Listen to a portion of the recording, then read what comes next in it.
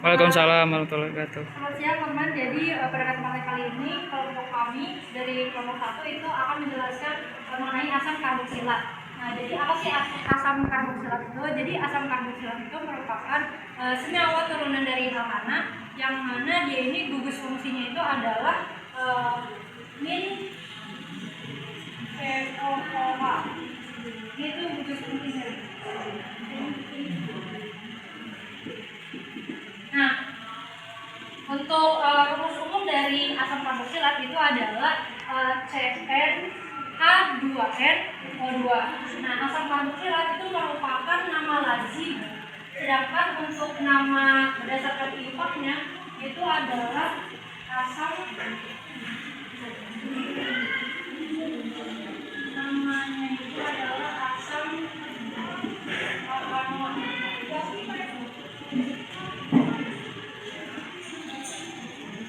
Kemudian untuk tata cara penanaman dari asam karboksilat itu adalah dia itu di bagian depannya itu pasti diberi kata asam. Kemudian untuk selanjutnya diikuti sama nama alkananya, tapi hanya itu diganti sama OAT. Jadi contohnya kayak ini. Kalau misalnya ada metana berarti diganti jadi metanoat, terus etanoat, propanoat, butanoat, pentanoat, dan seterusnya sampai ke dekana. Nah, kemudian untuk contoh soalnya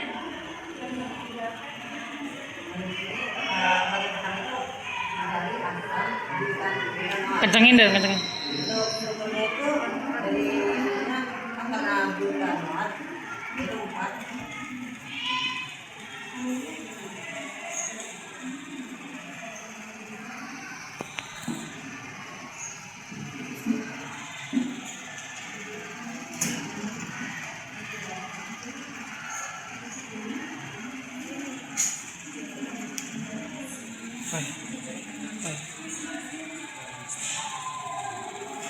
Ini karena mengikat asam butanoat ini tidak diurus gugus fungsinya itu COOH. Jadi titik awalnya itu mengikuti gugus fungsi.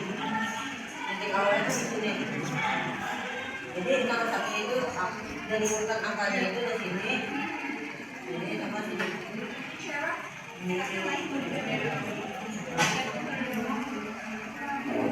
Yang ini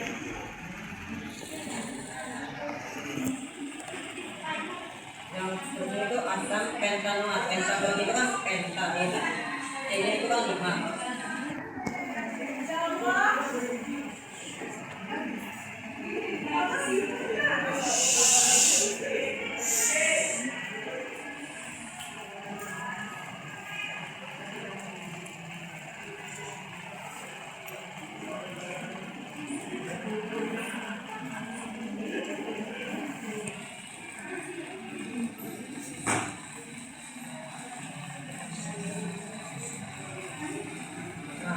Pentanoat itu bedanya cuma karena penta di sini kan butana. Ini jumlahnya jumlahnya itu kan ini D-nya itu 5 dan di sini D-nya 4. Dan sesuai ujungnya mengikuti dari bentuk yaitu COOH. Dan di sini kan asam 3 metil butanoat.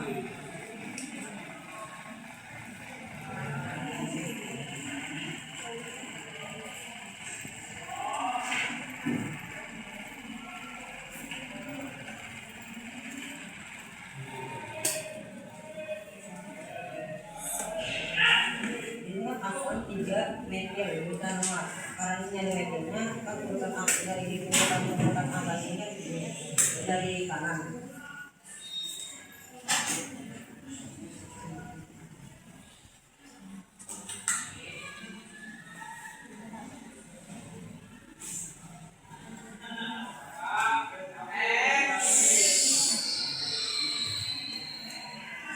Selanjutnya di sini kita akan membuat nama dari ini ya.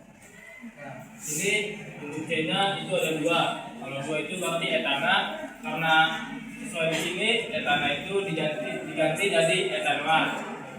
Nah, jadi pertama itu hitung dulu C-nya ada berapa, karena ini gugus fungsinya itu COH ini, saya hitung C-nya dari sebelah kanan.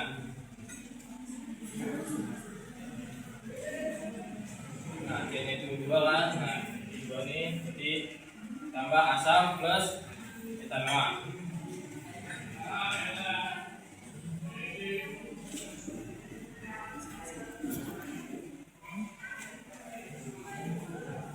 Nomor 3 sama ini juga akan diangkat dulu.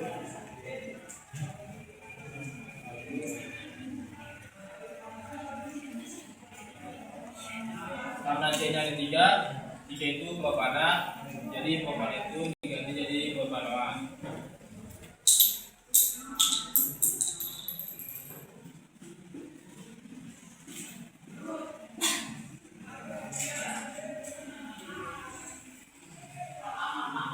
Selanjutnya dijelasin oleh Kristi.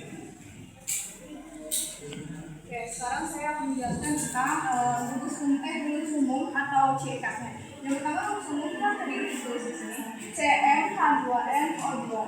Nah, ciri khas dari si asam karboksilat ini yang pertama tuh ada asam lemah, yaitu dia melepas ion H+. Terus yang kedua itu dia lebih menyengat baunya seperti cuka. Terus yang ketiga ciri khasnya itu dia memiliki titik larutnya tuh yang kalau misalnya dia C1 sampai C4 dia makin mudah larut. Kalau misalnya dia makin panjang rantai-nya berarti dia akan makin sulit untuk larut. Terus yang keempat itu memiliki titik didih yang relatif tinggi. Terus yang terakhir tuh dia memiliki gugus fungsi COOH. Nah, di sini misalnya ada asam butanoat. Seperti yang digambar ini, kan C-nya ada 4. Berarti kita tulis di sini C-nya kan ada 3. Ada 4. C4. Nah, untuk menentukan H-nya bisa dikali 2. C4 H8 O-nya tetap 2. Nah, selanjutnya ini ada asam etanoat. Asam etanoat itu rumus umumnya karena C-nya ada 2, berarti C-nya kita tulis 2. Terus H-nya kita kali 2 lagi, jadinya 4. Terus O-nya 2. Nah, di sini ada asam propanoat. Karena propanoat itu ada 3 C-nya, berarti C3 H6 O2.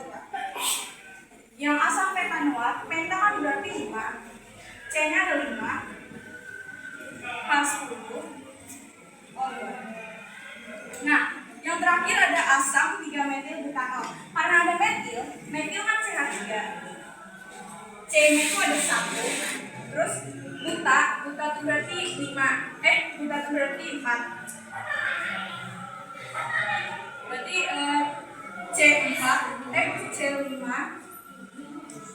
C5 H10 O2.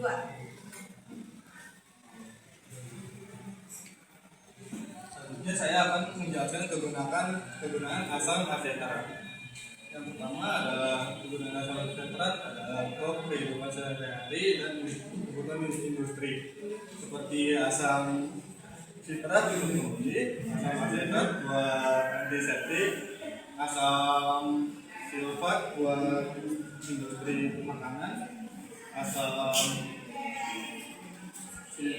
laktat untuk minuman ringan, asam asetat juga untuk makanan, untuk pengawet makanan dan penambah asam. Oke, sekian penjelasan dari kelompok 1. Karena waktu yang terbatas, mohon maaf apabila ada kekurangan dalam penjelasannya. Terima kasih banyak. Wassalamualaikum warahmatullahi wabarakatuh.